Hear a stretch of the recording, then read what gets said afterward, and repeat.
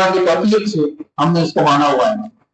اللہ رب العالمین ہی کی حمد و ثنا ہے، اسی نے ہمیں اس کی توفیق دی۔ اللہ سے ہم دعا کرتے ہیں کہ اللہ اس پہ مکمل طریقے سے چلنے کے لیے ہمیں توفیق عطا فرمائے، آمین۔ سبحان اللہ و بحمدہ سبحان اللہ العظیم۔ اندر درود و سلام ہو انبیاء کی مقدس جماعت پر، خصوصاً سید المرسلین رحمت للعالمین آمنہ کے لال جناب محمد رسول اللہ صلی اللہ علیہ وسلم کی ذات گرامی پر۔ اللہم صلی علی محمد وعلی آل محمد کما صلیت علی ابراہیم وعلی آل ابراہیم انک حمید مجید۔ اللہم بارک علی محمد وعلی آل محمد کما بارکت علی ابراہیم وعلی آل ابراہیم انک حمید مجید۔ محترم سامعین و پردہ نشین خواتین اسلام، پچھلے چند جمعوں سے اس ٹاپک کے سلسلے میں کہ کیا مسلمان شرک جو ہے لا علمی میں کرتے ہیں، اس سلسلے میں کئی باتیں آپ کے سامنے رکھی گئی ہیں، جس میں توحید کی اقسام کی وضاحت بھی آپ کے سامنے کی گئی۔ اب اگر ہم نے توحید کو سنا ہے یا اس کو سمجھنے کی ہم کوشش کر رہے ہیں تو اس کے لیے بہت ضروری ہے کہ ہم شرک کو بھی پہچان لیں۔ اگر ہم شرک کو نہیں پہچانیں گے تو توحید کے اوپر مکمل طریقے سے عمل نہیں کر سکتے۔ کیوں؟ کیونکہ لا علمی میں کہیں نہ کہیں یہ شرک ہماری زندگی میں داخل ہو جائے گا۔ تو اس لیے انسان کو چاہیے کہ جس طریقے سے وہ نیکیوں کو سیکھے تو گناہوں سے واقفیت حاصل کرے تاکہ اس سے بچ سکے۔ دیکھیے، واقفیت حاصل کرنا الگ چیز ہے، عمل کرنا الگ چیز ہے۔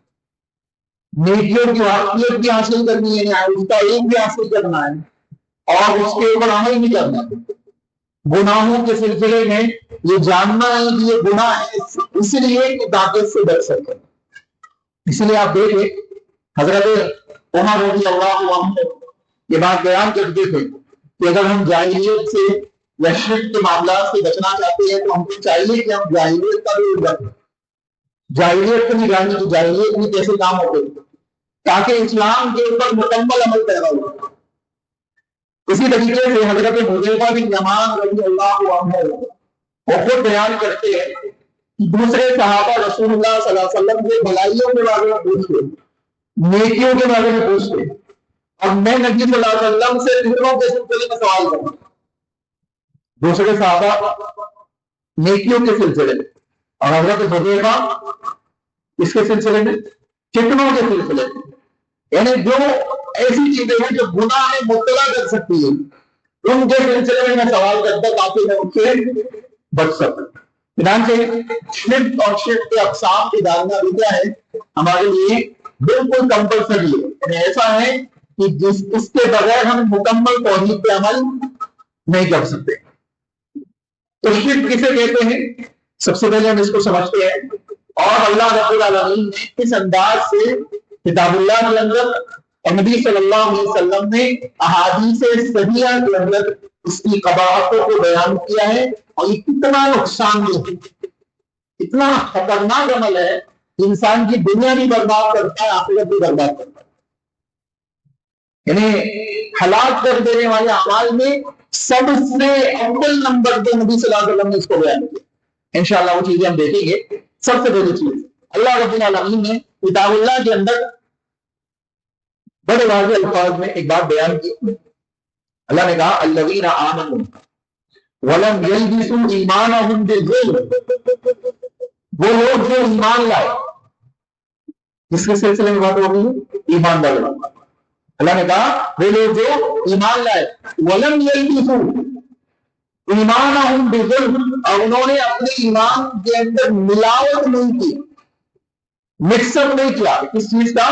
ظلم، ظلم کی آمیزش نہیں کی، ظلم کی ملاوٹ نہیں کی، یعنی ایمان لائے اور خالص ایمان کے ساتھ زندگی گزار دے، ایمان کے اندر ظلم کی ملاوٹ نہیں کی۔ کہا اولئک لہم الامن، وہ امن و امان میں رہیں گے۔ وہ کس میں رہیں گے؟ آپ دیکھیں، ہاں یہ بہت بڑی یعنی بہت بڑا سبب ہے آج مسلمانوں کا امن و امان چلے۔ مسلمان فکری اور فساد میں مبتلا ہے، مسلمانوں کو ذلیل و خوار کیا جا رہا ہے۔ اللہ نے ایک وجہ اس کی بیان کی ہے، ایک بنیادی اور بڑی وجہ جو ایمان کے اپوزٹ ہے۔ کہا کہ اگر تم چاہتے ہو کہ امن و امان میں رہو تو کیا کرنا ہے؟ اپنے ایمان کے اندر ظلم کی آمیزش نہیں کرنی، ظلم کی مکس کو ملاوٹ نہیں کرنا، اس کو ملانا نہیں ہے۔ اس کے بعد سنیں اور جب تم نہیں ملاؤ گے تو امن و امان بھی قائم ہوگا اور تم ہدایت پر بھی قائم ہو جاؤ گے، تم ہدایت یافتہ لوگوں میں شامل ہو جاؤ گے۔ معلوم پڑا کہ جو اپنے ایمان کے اندر ظلم کی آمیزش کرے وہ ہدایت پر مکمل طریقے سے گامزن نہیں ہو سکتا۔ اب سوال یہ ہے کہ ظلم کیا ہے، کسے کہتے ہیں ظلم؟ تو دیکھیں ظلم گناہ کو کہتے ہیں، اگر ہم اصطلاحی معنی کی بات کریں تو گناہ کو کہتے ہیں، اور لغوی اعتبار سے اگر آپ دیکھیں تو وضع الشیء علی غیر محلہ کو ظلم کہتے ہیں۔ عربی کے اندر اہل لغت میں یہ بات ذکر کی کہ کسی چیز کو اس کے مقام سے ہٹا کر دوسرے مقام پہ رکھ دینا یہ ظلم کہلاتا ہے۔ جیسے مثال کے طور پہ عبادت کس کے لیے ہے؟ اللہ کے لیے۔ اب یہ عبادت کا مقام اللہ کے لیے ہے، اس مقام عبادت کو اللہ سے ہٹا کر غیر اللہ کے لیے کریں، کیا ہوا؟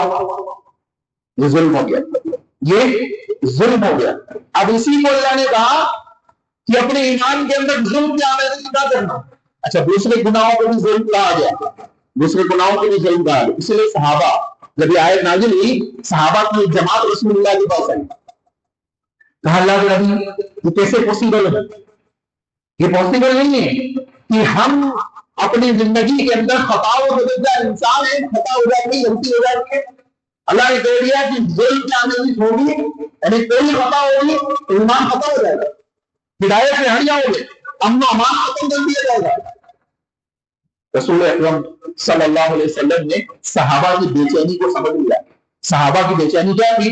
وہ ہر گناہ کو اس آیت کریمہ کے اندر شامل کر دیتے، یعنی ہر گناہ، ہر خطا ظلم کے اندر داخل کر دیتے۔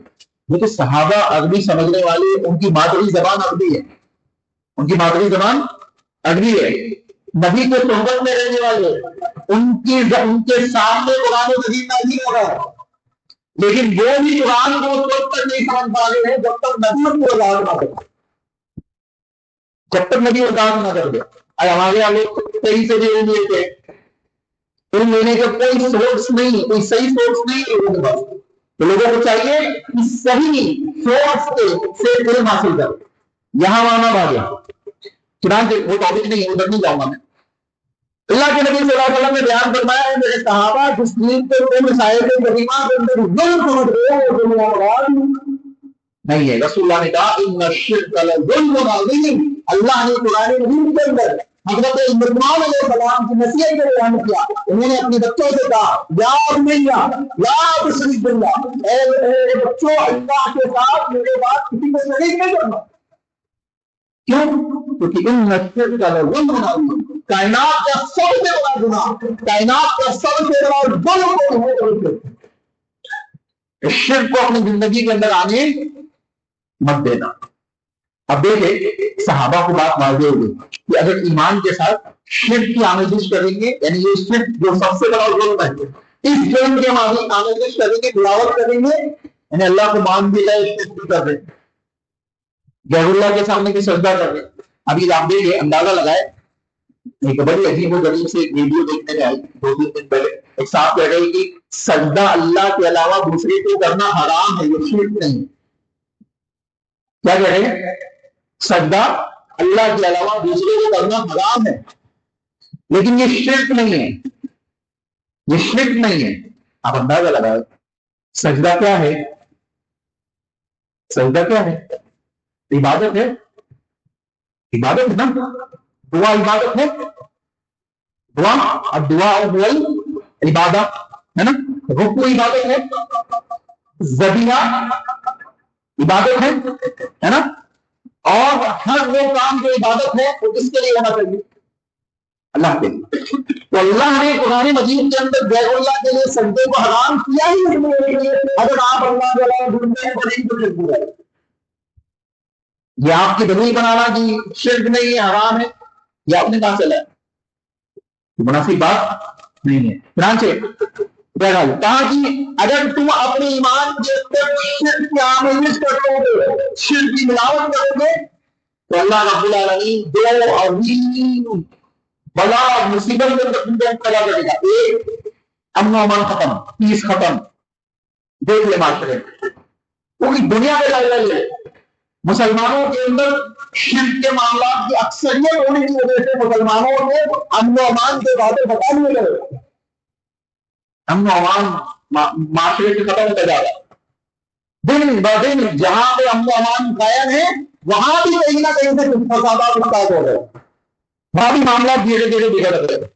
اللہ ہم سب کو امن و امان کے اندر رکھے، امن و امان کے ساتھ رکھے، امن و امان کے ساتھ زندگی گزارنے کی توفیق عطا فرمائے۔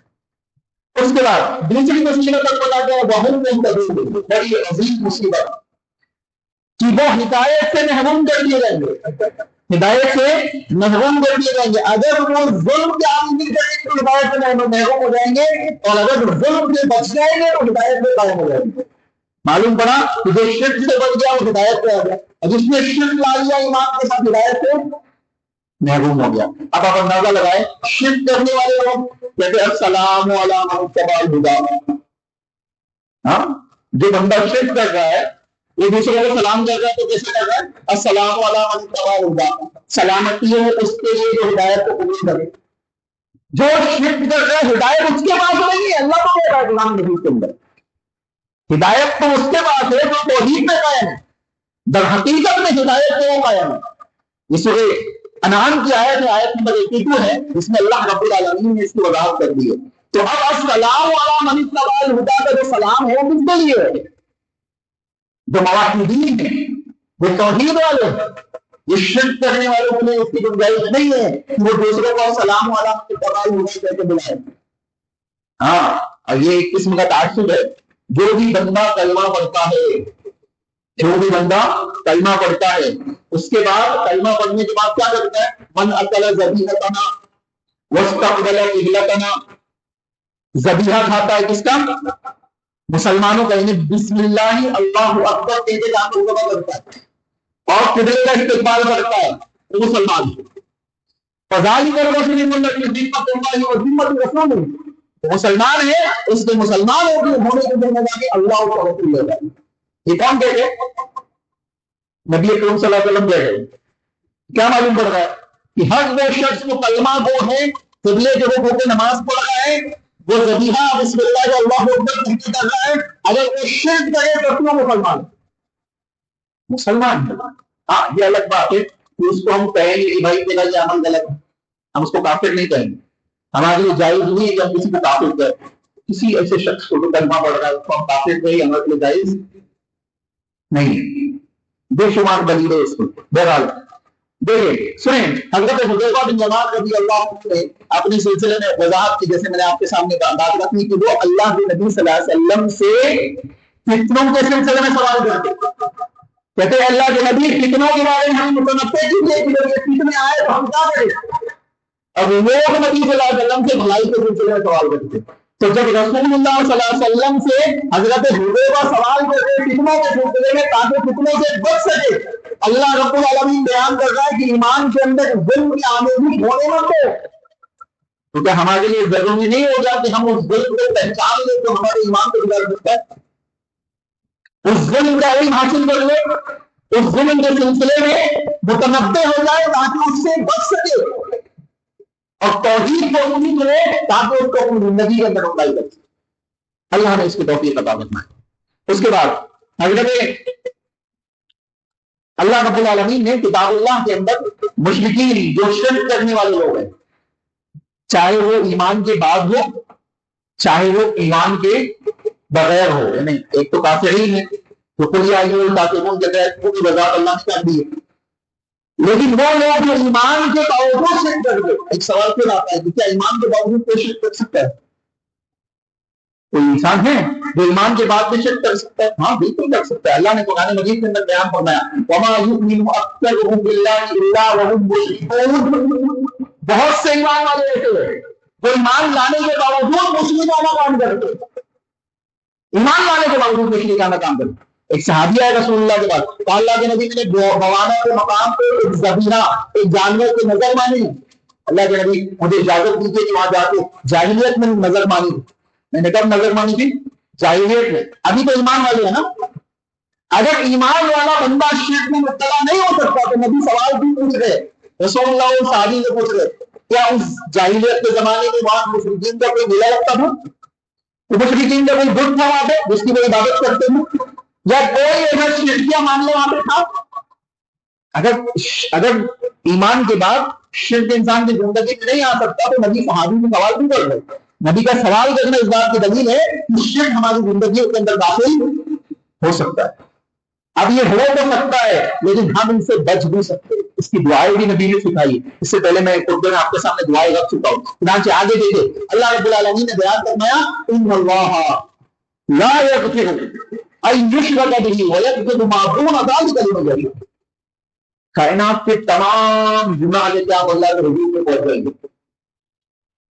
تمام گناہ، یہاں تک کہ حدیث میں آتا ہے آسمان و زمین کی خلاؤں کی برابر انسان گناہ لے کے اللہ کے پاس پہنچ جائے. اس کا مطلب یہ بالکل نہیں کہ گناہ کر. ہاں کچھ لوگ ایسی حدیثوں سے غلط مطلب کہ مجھے تو گناہ کرو، توحید پہ قائم اگر گناہ کرو. لیکن یہ کیوں آپ سوچ رہے؟ یہ بھی تو سوچو نا کہ اگر آپ گناہ پہ مبتلا ہو تو گناہ میں ڈوبو جانور پہ تو کہیں اللہ توحید کی توفیق بھی آپ سے نہ چھین لے. ہاں یہ بھی تو سوچو آپ. تو انسان یہ نہ سوچے یہ حدیثیں جو بیان کی جاتی ہیں یہ اس کا مطلب یہ بالکل نہیں ہے کہ انسان یہ سوچے کہ میں گناہ کر سکتا ہوں.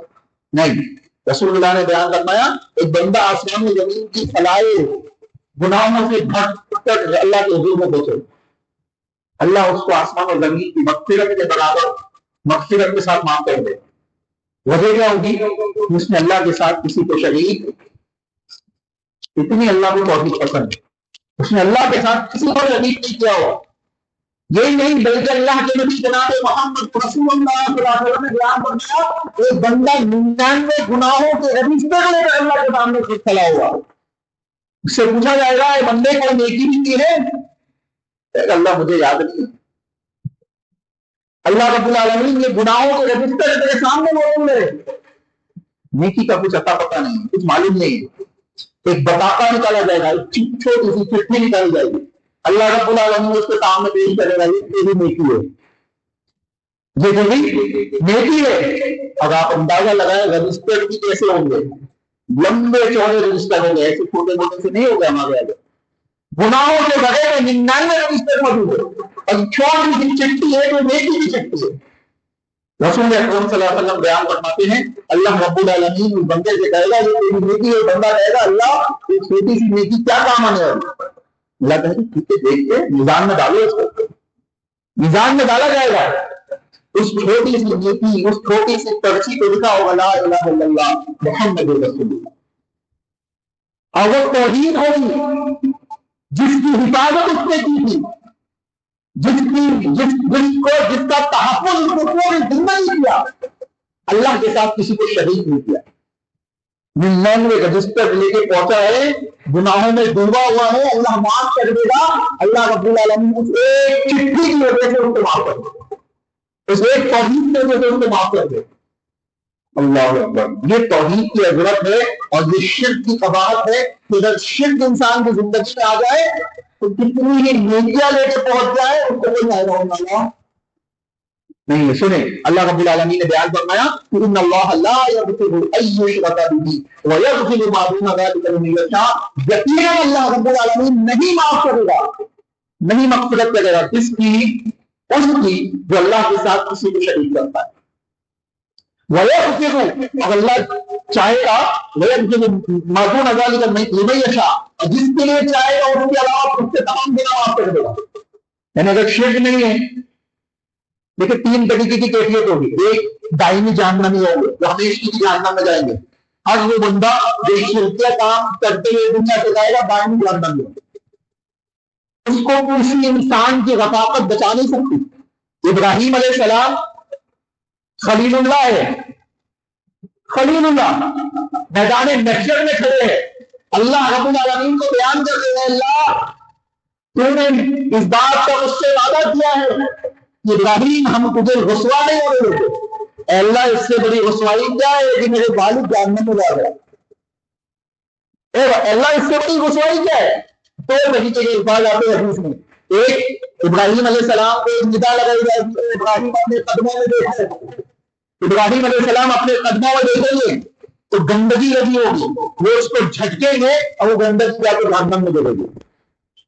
اور دوسری روایت ملتی ہے کہ ایک جانور کی شکل میں ایک بچہ، جانور کے بچے کی شکل میں حضرت ابراہیم کے بعد ایک جانور بتا دیا جائے گا جس کو گھسیٹ کے جہنم میں ڈال دیا جائے گا. انہیں والد جو ابراہیم علیہ السلام کے والد ہے ان کی شکل بدل دی جائے گی اور جہنم میں ڈال دیا جائے گا.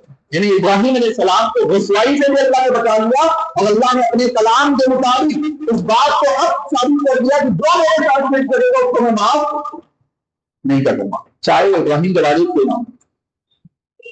رسول اکرم صلی اللہ علیہ وسلم کے چچا ابو طالب حضرت عباس رضی اللہ عنہ بیان کرتے، صحیح بخاری کی حدیث. نبی سے لوگوں نے پوچھا، رسول اللہ نے پوچھا، اللہ کے نبی دیکھیں اللہ رب العالمین چاہے حضرت علی ابن ابی طالب ہے نا، حضرت علی، اس لیے حضرت علی کی مناسبت سے لوگ کہتے ہیں کہ ابو طالب بھی جنتی ہے. ہاں، جو حضرت علی کی شان میں لوگ گلو کرتے ہیں وہ لوگ حضرت ابو طالب کی جنتی قرار دیتے ہیں. ہم کسی کے سلسلے میں جنتی اور جہنمی کا فیصلہ کرنے والے نہیں ہیں، لیکن جہاں نبی نے بیان کر دیا کہ یہ جہنمی ہے تو ہم حقیقت ایمان کرتے ہیں اور اس ایمان کے لیے ہم یہ حدیث بیان کرتے ہیں. رسول اللہ صلی اللہ علیہ وسلم نے بیان فرمایا، جب لوگوں نے پوچھا اللہ کے نبی ابو طالب نے زندگی بھر آپ کو فائدہ پہنچا ہے، آپ کے لیے ہمیشہ منافع یعنی منفعت والی شخصیت میں رہی ہے تو ابو طالب کے لیے، ابو طالب کے رہتے ہوئے مشرکین کی ہمت نہیں ہوئی آپ کے اوپر ہاتھ ڈالنے کی. اللہ کے نبی آپ کی طرف سے ان کو کیا فائدہ پہنچے؟ رسول اللہ آخری وقت میں بیٹھے ابو طالب کو کہہ رہے کان میں کلمہ پڑھ لو، کلمہ پڑھ لو. ابو طالب چچا محبوب چچا ہے، بچپن سے پالے ہوئے، مشرک ہونے کے باوجود رسول اللہ صلی اللہ علیہ وسلم کے ساتھ کھڑے رہے رسول کی توحید کو پھیلانے کے لیے. حضرت ابو طالب جو نبی کے چچا ہے، آخری کلمہ کیا ہے کہ میں اپنے باپ دادا کے دین پہ جاتا ہوں، جس کی وجہ سے رسول اللہ نے بیان فرمایا کہ اللہ نے جہنم میں ان کو داخل کیا ایمان نہیں لانے کی وجہ سے، لیکن میری جانب سے ان کو فائدہ یہ پہنچا کہ اللہ رب العالمین نے جہنم کا سب سے ہلکا عذاب ان کو دیا ہے. ہلکا عذاب کیا ہے؟ جہنم کی جولیاں بنائی گئی جس سے دماغ کھولتا ہے، یہ سب سے ہلکا عذاب ہے. تو سخت عذاب کیا ہوگا؟ ہلکے عذاب کی کیفیت یہ ہے کہ جولیاں بنائی جاتی ہے تو دماغ کھول جائے، ابل جائے دماغ. تو سخت عذاب کی کیفیت کیا ہوگی کہ ہم کیسے کہہ سکتے ہیں کہ ہم کسی کے دامن کو پکڑ کے جنت میں چلے جائیں؟ نبی کے دامن کو پکڑے ہوئے ابو طالب جنہوں نے نبی کی پرورش کی زندگی بھر ایمان نہیں لانے کی وجہ سے کہاں گئے؟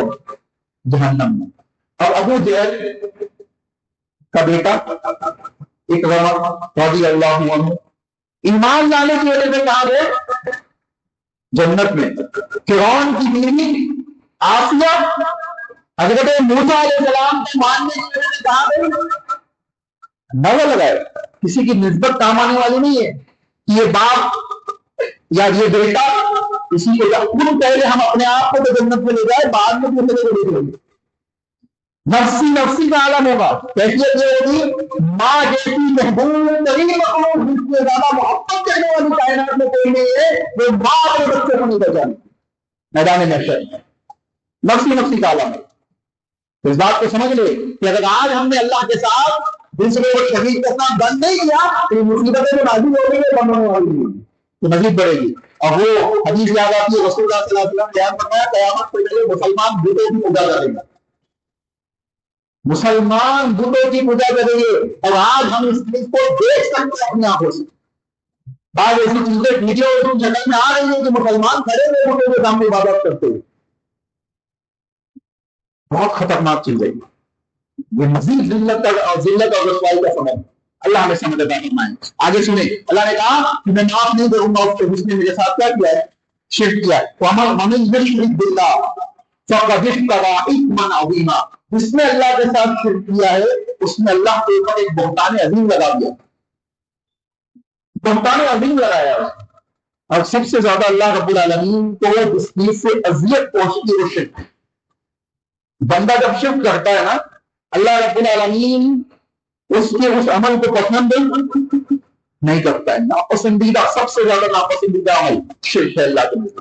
اس کے بعد اللہ رب العالمین نے بیان فرمایا سب سے بڑا، کائنات کا سب سے بڑا گناہ کوئی ہے تو وہ شرک۔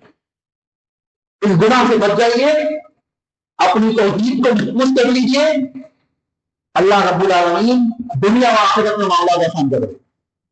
سنیں، اللہ کے نبی جناب محمد رسول اللہ صلی اللہ علیہ وسلم کی بات، ایک صحابی آئے، کہا اللہ کے نبی صلی اللہ علیہ وسلم ای الذنب اعظم، گناہوں میں سب سے بڑا گناہ کون سا ہے؟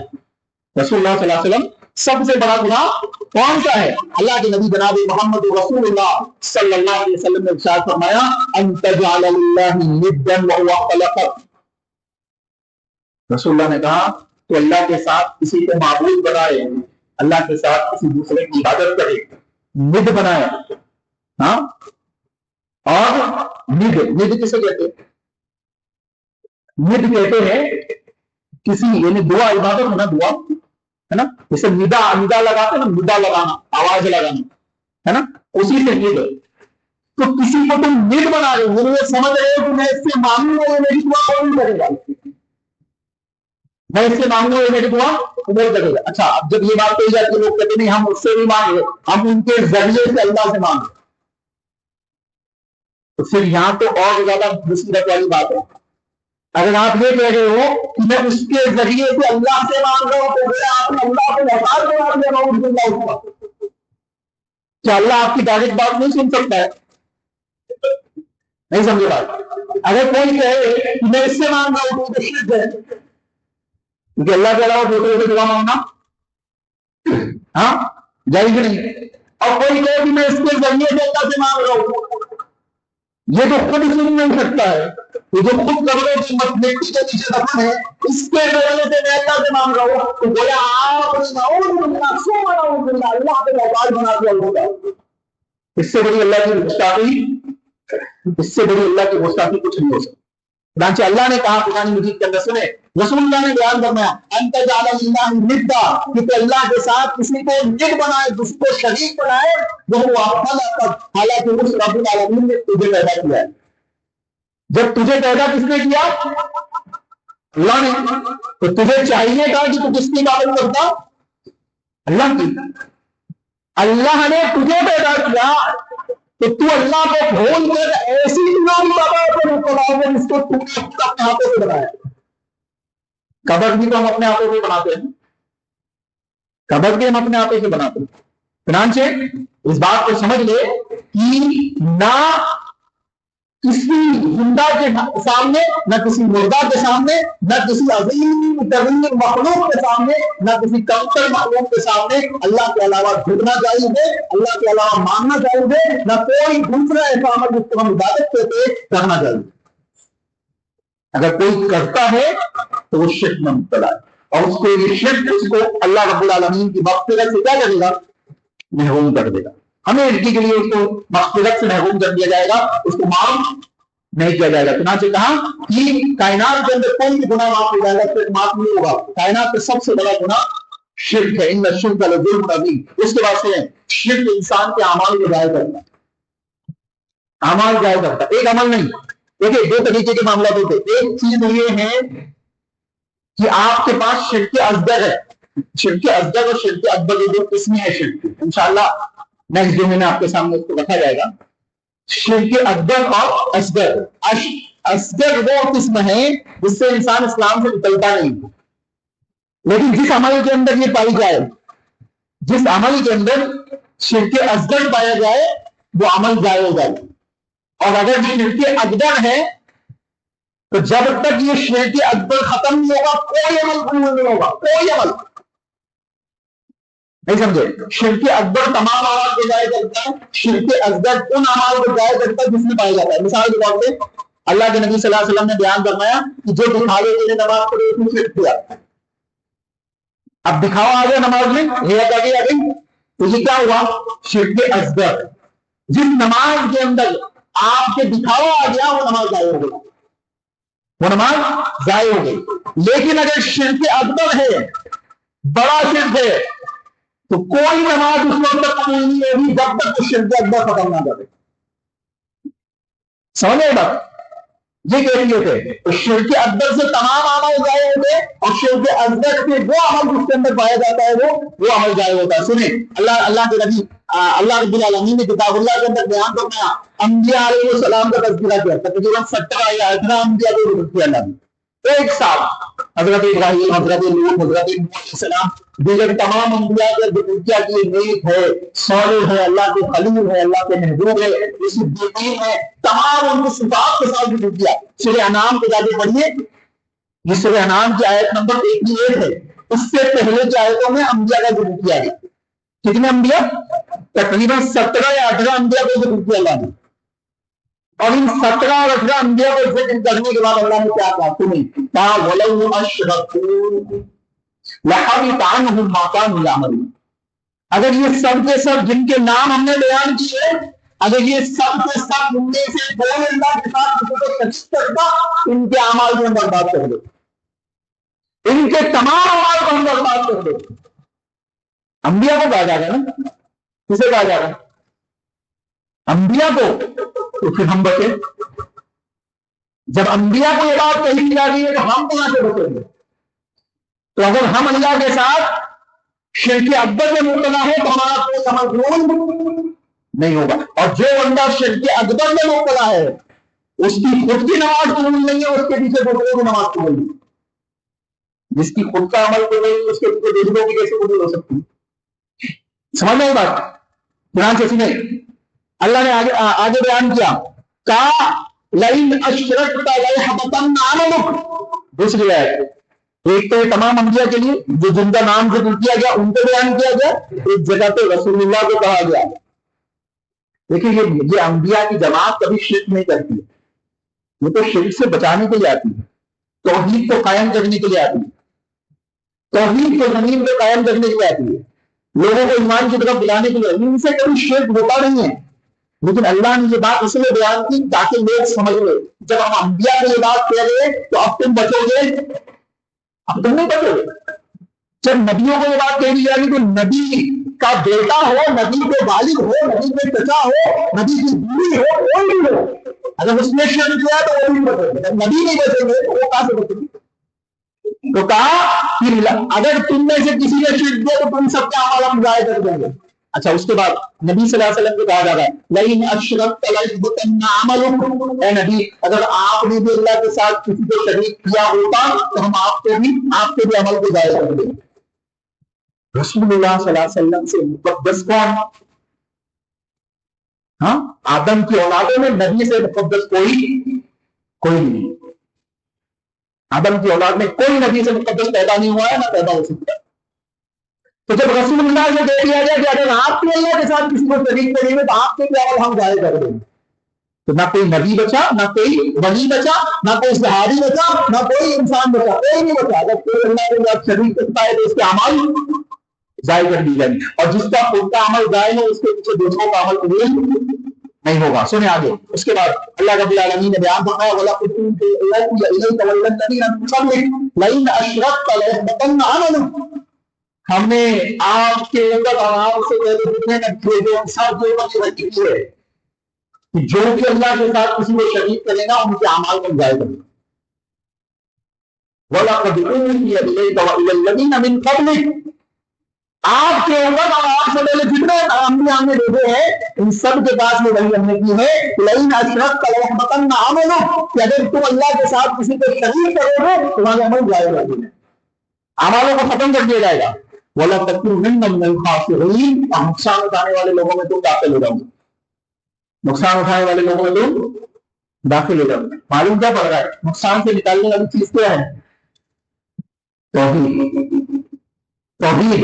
فَإِلَّا الَّذِينَ آمَنُوا وَعَمِلُوا الصَّالِحَاتِ وَتَوَاصَوْا بِالْحَقِّ وَتَوَاصَوْا بِالصَّبْرِ، چار چیزیں پڑھتے نا سورہ یاسین میں۔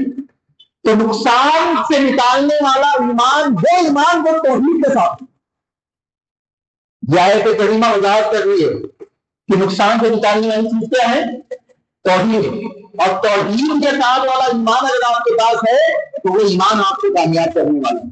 अगर शिर्क वाला ईमान है तो वो कोई काम का नहीं है। उसके बाद आखिरी चीज सुने, अल्लाह रब्बुल आलमीन ने बयान फरमाया वमन युश्रिक बिल्लाहि फकअन्नमा खर्र मिनस समाई। जो इंसान अल्लाह के साथ किसी को शरीक करता है, किसी को भी शरीक करता है, अल्लाह के अलावा किसी दूसरे की इबादत के अंदर मुब्तला है, उसकी मिसाल ऐसे ही है जैसे आसमान से गिर चुका हो। आसमान से गिर चुका है। तौहीद इंसान को बुलंदियों में ले जाती है और शिर्क इंसान को जलालत और गुमराही में ले जाता है। वो बुलंदियों को चढ़ने नहीं देता है शिर्क। अल्लाह कह रहा है खर्र मिनस समाई, ऐसे जैसे आसमान से गिरा हो और परिंदे में उसको उछल लिया। तो शिर्क करने वालों को शयातीन ऐसे उछल ले जाते हैं। तो इंसान को चाहिए कि मुकम्मल तरीके से क्या करे, अपने आप को शिर्क और शिर्क के मामला से महफूज रखिए। उसके बाद आखिरी चीज, मुशरिकीन के लिए जो शिर्क के कामों के ऊपर इस दुनिया से चले गए, उनके लिए दुआए मग़फ़िरत करने से भी मना कर दिया गया। दुआए मग़फ़िरत से मना कर दिया गया। लेकिन इसमें अहले इल्म के अक़वाल हैं, जिसमें जो मुसलमान हैं, जो ईमान रखने वाले, अगर वो शिर्क के अंदर मुब्तला है लेकिन ईमान वाले थे, तो उनको इसमें से लोगों ने निकाला है, अहले इल्म की जमात को निकाला है। ये उन लोगों के लिए तो काफिर, किसी के वालिदैन काफिर ही थे, बच्चा ईमान ले आया या वालिदैन ईमान ले आया, बेटा काफिर था, तो अब उसके लिए वो दुआ नहीं कर सकता, मग़फ़िरत की दुआ नहीं कर सकता। लेकिन किसी के वालिदैन ईमान वाले थे, ईमान की हालत में कुछ शिर्किया काम उनसे हो गए, तो पॉसिबल है कि उन्होंने मौत से पहले तौबा कर ली हो, ऐसा मामला हो, बच्चे को मालूम ना हो, तो बच्चे को चाहिए कि मग़फ़िरत की दुआ उनके लिए कर सकते हैं। सुने ये आयत करीमा में अल्लाह ने कहा मा काना लिन्नबी वल्लज़ीना आमनू अन यस्तग़फिरू लिलमुशरिकीन। जब अबू तालिब का इंतकाल हुआ, रसूलुल्लाह मौजूद थे वहां, अल्लाह के नबी ने कहा कि मैं अल्लाह से इस्तिग़फ़ार और माफ करूं, अल्लाह से माफी मांगूंगा उस वक्त तक जब तक अल्लाह मुझे मना कर दे। अल्लाह ने आयत नाज़िल कर दी। काम नबी के लिए जायज नहीं है, किसके लिए? बाकाना लिन्नबी, नबी के लिए जायज नहीं है। वल्लज़ीना आमनू, और जो ईमान वाले उनके लिए जायज नहीं है। क्या जायज नहीं है? ये मुशरिकीन के लिए दुआए मग़फ़िरत करें, और मुशरिकीन के लिए दुआए मग़फ़िरत करें, ये नबी के लिए और ईमान वालों के लिए जायज नहीं है। वलौ कानू उली क़ुरबा, अगर से वो नजदीकी रिश्तेदार ही क्यों ना हो, आपके महबूब का भी रिश्ता क्यों ना हो, आपके लिए जायज नहीं है कि वो अगर ईमान नहीं लाया है तो आप उसके लिए दुआए मग़फ़िरत में बैठे। अल्लाह ने इससे भी महरूम कर दिया उनको। इतना कभी और जलील तरीन अमल में इंसान को मग़फ़िरत से भी महरूम कर देता है, उसके लिए दुआ भी नहीं कर सकते, और दुआ करेंगे तो अल्लाह की नाफरमानी होगी।